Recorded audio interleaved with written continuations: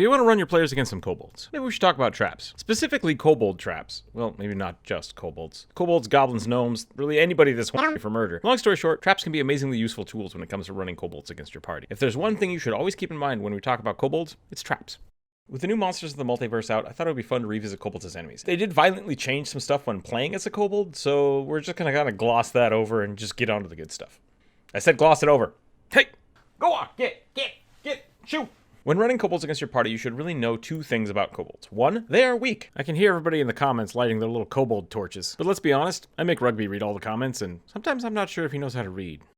Kobolds are weak. Deal with it. Newer stats kind of run them as mostly negative, -1 to -2s, but I've always been a big fan of the -4 to strength and the -2 to constitution. So unless you're a player or you just really want a super beefy kobold, my general rule of thumb is if you hit a kobold, it dies. This can lead to some fun moments when they panic wizard, whacks one of them with a book only to feel immensely powerful, not realizing that there are 8 more waiting in the wings to replace their inwizzendly pummeled friend. Inwizzendly? Yeah, I'm gonna go with that. This lack of ability to remain alive brings us to the second thing to remember when playing kobolds. They are opportunists. In Pathfinder, kobolds get a +2 bonus to setting traps, crafting traps, hiding traps, becoming traps. Anything related to traps, they get some kind of bonus to. And while they do get advantages on stealth as long as they're in a dark environment, I really think this should include any traps or ambushes that might be happening. And you might be thinking to yourself, why wouldn't a kobold be in the dark or hiding when springing an ambush?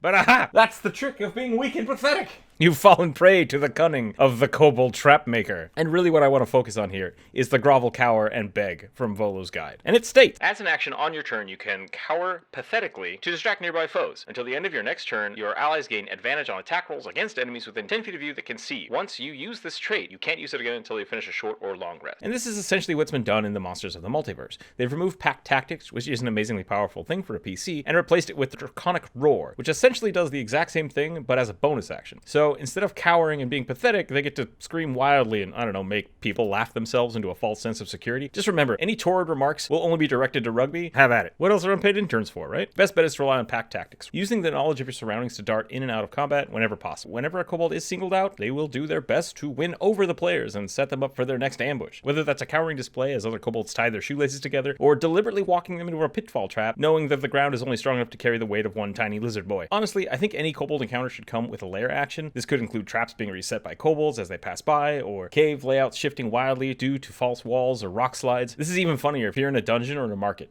Traps of falling protos could be pretty amazing. While kobolds should always have the home field advantage, it's not beyond a cornered kobold to just throw a last-ditch effort trap at the player. And I do mean throw. Bees, jars of slime, angry skunks. If your players don't expect it, it counts as a trap in my book. A kobold with a bear trap strapped to his chest, waiting to fall from the ceiling, I'd allow it. Now get out there and throw some kobolds at your parties.